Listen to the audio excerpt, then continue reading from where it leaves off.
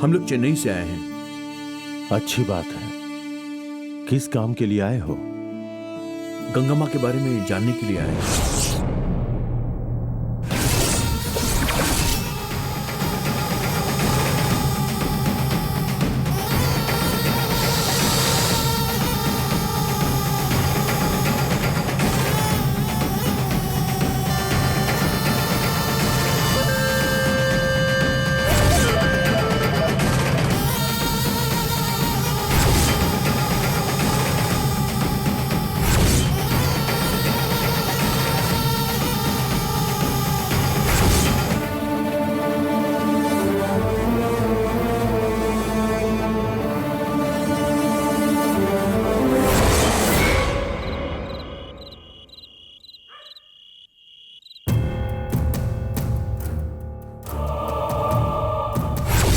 नहीं, आपकी बेटी दिव्यानी को शिवा प्यार करता है।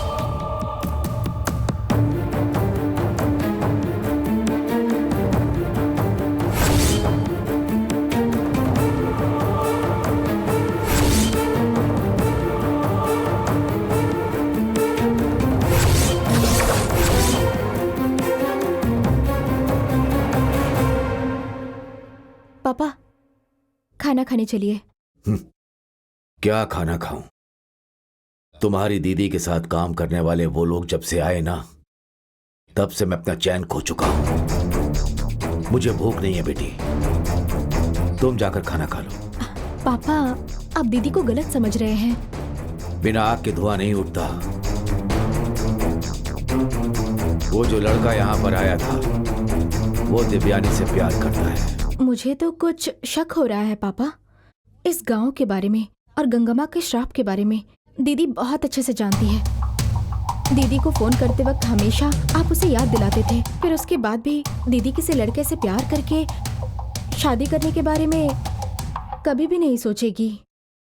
मुझे उन पर भरोसा है पापा। वो लोग इतनी दूर यहाँ पर आए तो क्या वो लोग झूठ बोलेंगे? उस दिन दिव्यानी की साड़ी में आग लगी थी, ऐसा मैंने बुरा सपना देखा था। उसी डर से मैंने उसे कॉल किया था। तब जाकर मैंने जो सपना देखा था उसका डर मिट गया। लेकिन देखो अब वो क्या कर रही है। दिव्यानी मुझसे ये बात छिपा रही है, इसका मतलब तो यही होता है ना। ये अच्छी बात नहीं है, अच्छी बात नहीं है बेटी। सुनो, तुम दिव्यानी को अभी फोन करो, मैं उससे अभी बात करना चाहता हूँ। पापा। जाओ बेटी, जैसा कहा है वैसा करो।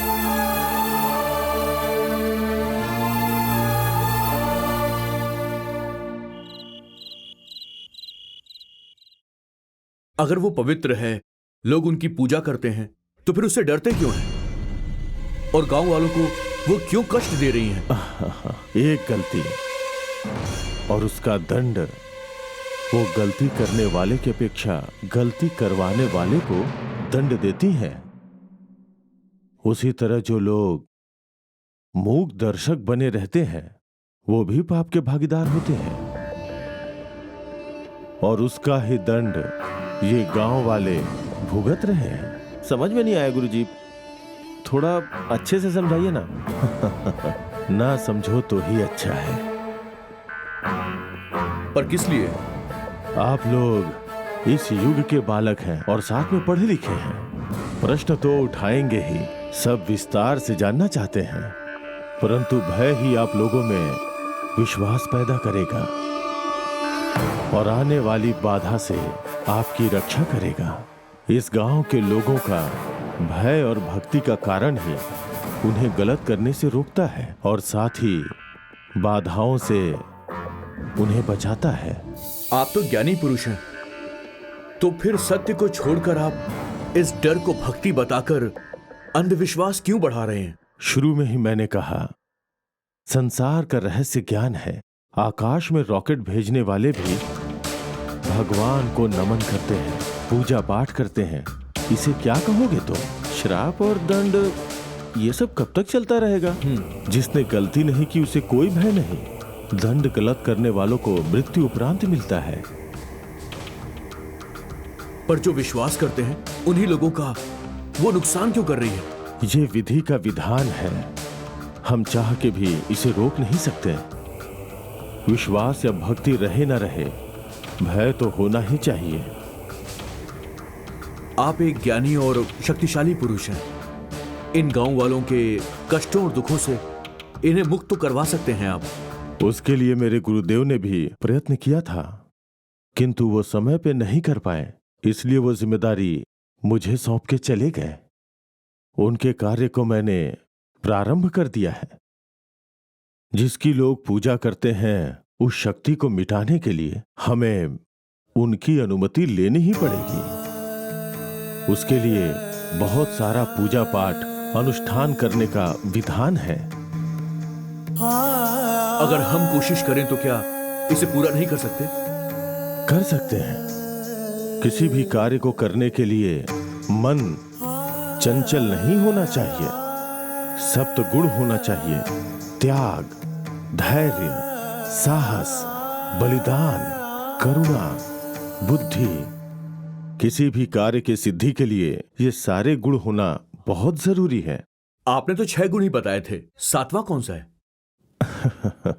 भक्ति। मेरे अंदर जो गुण है वो तुम में नहीं है। क्या? कौन सा गुण मां? भगवान की भक्ति, भगवान पर भरोसा।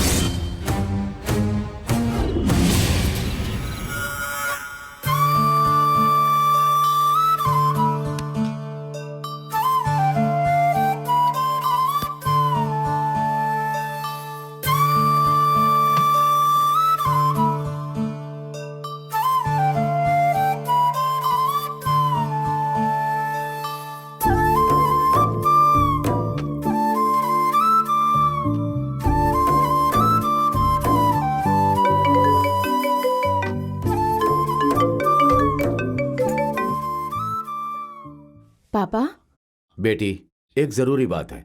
तुम जो काम कर रही हो उसे छोड़कर घर लौट आओ। पापा? क्यों पापा? आप ऐसा क्यों कह रहे हैं? तुम समझी नहीं या फिर ना समझने का नाटक कर रही हो? नहीं पापा, सच में मेरी कुछ समझ नहीं आ रहा। ठीक है बेटी, तुम्हारे ऑफिस में काम करने वाले 2 लड़के यहाँ हमारे घर आए थे हमसे मिलने के लिए। उनमें से एक का नाम शिवा था। वो तुमसे प्यार करता है और वो तुमसे शादी करना चाहता है, ऐसा उसने कहा। चलो बताओ बेटी, वो लड़के यहाँ पर आए थे, ये बात तुम्हें पता थी ना? नहीं पता था पापा। ठीक है, वो लड़का तुमसे प्यार करता है बेटी, ये बात भी तुम्हें नहीं पता? लेकिन पता है ना, मैं सही कह रहा हूं ना? लेकिन मैंने अपने गांव के बारे में और अपने फैसले के बारे में उससे पहले ही बता दिया था पापा। फिर पता नहीं वो क्यों। कोई बात नहीं बेटी, मुझे तुम पर भरोसा है, लेकिन वो लड़का हमारे घर तक पहुंच गया। मैंने उसे वापस भेज दिया, लेकिन उसे कोई खतरा ना हो और वो सुरक्षित अपने घर पहुंच जाए, ऐसी मैं भगवान से प्रार्थना करता हूं। गंगा मां उन्हें नहीं छोड़ेंगी, इसकी मुझे बहुत चिंता हो रही है। सुनो बेटी, अगर उन लड़कों को कुछ हो जाएगा तो जिंदगी भर के लिए हमें वो दर्द सहना पड़ेगा। एक बार जो दर्द मिला था वो काफी है, दूसरी बार सहने की शक्ति मेरे अंदर नहीं है बेटी।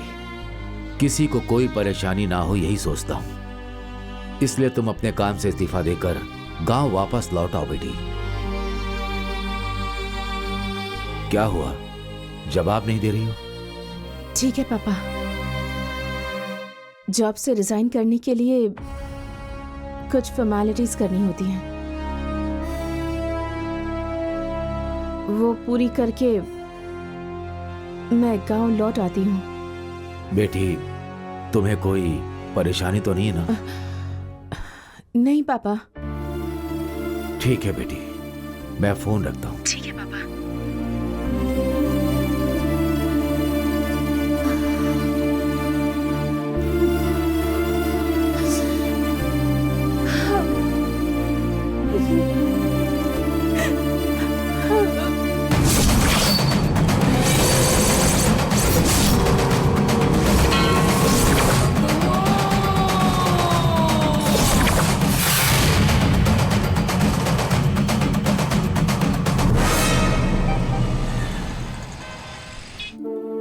प्यार करती हो, अगर ये बात तुम्हारे घर में पता चली तो ये कोई गुनाह है क्या? तुम्हारे और तुम्हारे गांव वालों के डर को दूर करने के लिए ही यहाँ से इतनी दूर शिवा तुम्हारे गांव गया है। मुझे इसमें कुछ भी गलत नहीं लगता। ये आखिर किस तरह का न्याय है दिव्यानी? कैसा श्राप है पता नहीं। Will you shut up, please? मैं उसी गांव में पैदा हुई हूँ। वहाँ आज तक जो भी होता आया है वो सब मैंने देखा है, तुमने नहीं। तुम क्या जानती हो उस गांव के बारे में? अगर गंगा माँ नाराज हो गई तो उनका क्या हाल होगा तुम सोच भी नहीं सकती। इसलिए गंगा माँ से मैंने प्रार्थना की है कि उन्हें माफ कर दें। तुम डरो मत दिव्यानी, उन्हें कुछ भी नहीं होगा।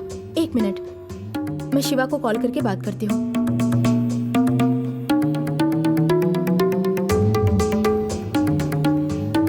The subscriber is out of coverage. Please try again later. Out of coverage बता रहे हैं।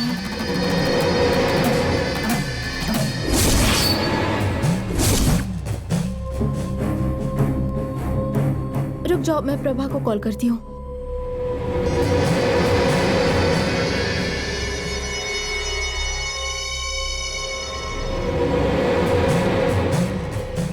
प्रभा का नंबर भी मैं जानती हूँ उनके साथ कुछ गलत होने वाला है। गंगा माँ उन्हें दंड देकर रहेंगी। हेलो प्रभा ही है। कहाँ हो तुम? हम लोग अभी गांव से निकल रहे हैं। कब तक आओगे? ऑन द वे, सुबह तक ऑफिस पहुंच जाएंगे। ओके प्रभा, तुम दोनों सेफ तो हो ना? या श्योर। ओके, वो लोग कल चेन्नई आ रहे हैं।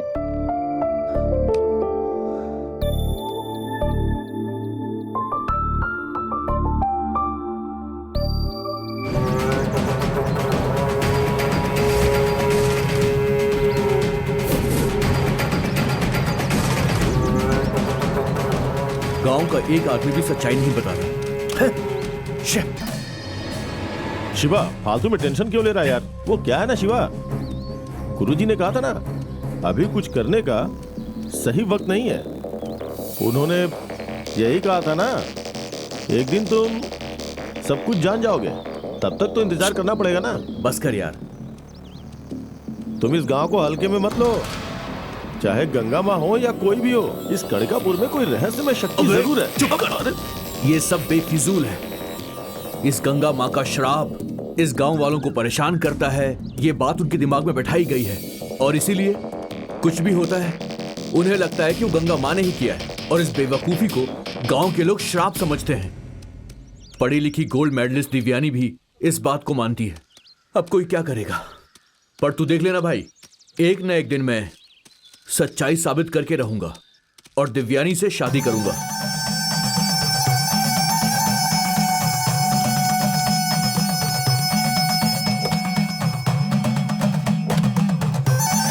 ठीक है, अब हम लोग यहाँ से निकल गए हैं। ये बात जयंती को फोन करके बता देता हूँ।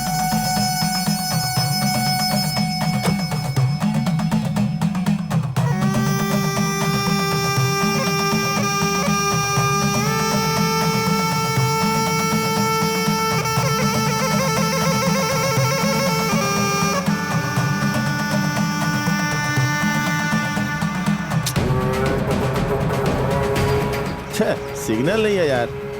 तो फोन को रख देना यार।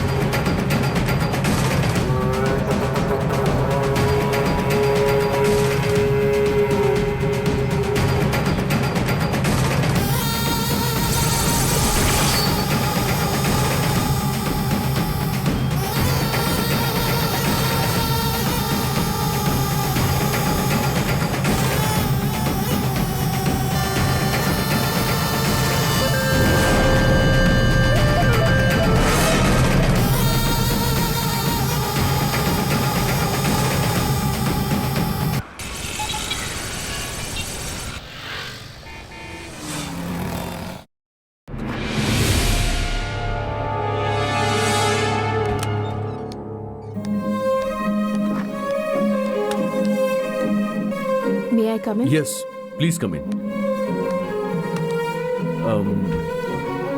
मैं खुद तुमसे मिलने आने वाला था। ये क्या है? लव लेटर है क्या? मेरा रेजिग्नेशन लेटर है। What? मैं जॉब से रिजाइन कर रही हूँ। नहीं, बिल्कुल नहीं, मैं इसे एक्सेप्ट नहीं करूंगा। तो फिर मैं अपना रेजिग्नेशन खुद ही हेड ऑफिस को मेल कर देती कम हूँ। ऑन दिव्यानी, क्या हो गया है तुम्हें? अब होने को रह ही क्या गया है बताओ? क्या जरूरत थी तुम्हें मेरे गांव जाने की? अब क्या हो गया बताओगी मुझे? मेरे पापा ने मुझे कॉल किया था, कहा कि रिजाइन करके वापस गांव आ जाऊं। तुम्हारी वजह से ही मुझे इस जॉब से रिजाइन करना पड़ रहा है। मैंने कितनी बार समझाया, लेकिन तुम हो कि मानते ही नहीं। मेरे गांव तक चले गए मेरे पापा से बात करने, और मुझे बताया भी नहीं। मैंने अपने पापा की बात आज तक कभी नहीं टाली है। गंगा माँ ने मुझे बाहर आकर काम करने की अनुमति दी। मैं गिल्टी फील कर रही हूँ तुम्हारी इन हरकतों की वजह से। इसके आगे अगर मैं यहाँ रही तो तुम्हारी जान को खतरा हो सकता है। रेजिग्नेशन लेटर मेल कर देती हूँ, प्लीज उसे एक्सेप्ट कर लेना। यही हमारे लिए अच्छा होगा। दिव्यानी सुनो, एक बार मेरी बात सुन लो प्लीज। ये सब कनकापुर के लोगों का सिर्फ एक वहम है, श्राप वगैरह कुछ भी नहीं है। देखो, मैं और प्रभा तुम्हारे गांव से सही सलामत वापस लौटे हैं। तुम्हारे गांव जाने से मुझे बहुत कुछ सीखने को मिला, मैं मना नहीं कर रहा, लेकिन जैसा तुमने कहा था वैसा कुछ भी नहीं है। पर एक बात तो है कि सिर्फ तुम ही नहीं, पूरे गांव के लोग गंगा मां के भय के साए में जिंदगी गुजार रहे हैं। गंगा मां के बारे में बात करने से भी डरते हैं। सबसे पहले इस डर को खत्म करना होगा। तुम लोग जिसे मानते हो ये सब कुछ झूठ है। मैं प्रूव कर सकता हूं कि यह अंधविश्वास है। मैं प्रूव करके दिखाऊंगा। इसलिए मैं तुमसे कह रहा हूं कि जज्बात में आकर तुम रिजाइन मत करो। ये सब करके तुम खुद तो मुसीबत में फंसोगे, लेकिन तुम्हारे साथ साथ मेरे गांव वाले भी इस मुसीबत में फंस जाएंगे। पहले से ही उस गांव में इतनी अशांति फैली है। गांव के सभी लोग कितने दुख में हैं तुम नहीं जानते।